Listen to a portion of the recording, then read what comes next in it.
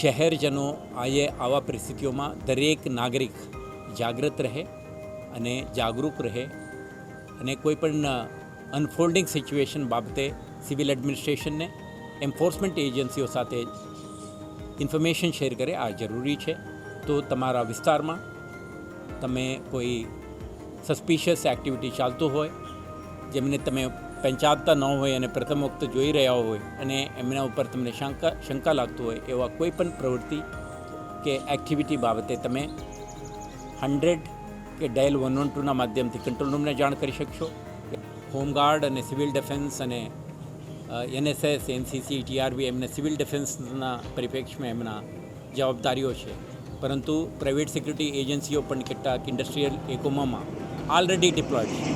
એમના આપણા જાણકારી એમના સાથે બહેતર સિક્યુરિટી કોઓર્ડિનેશન અને સંકલનથી શહેરના સુરક્ષા વધુ સુદૃઢ કરવા માટેનો પ્રયાસ છે.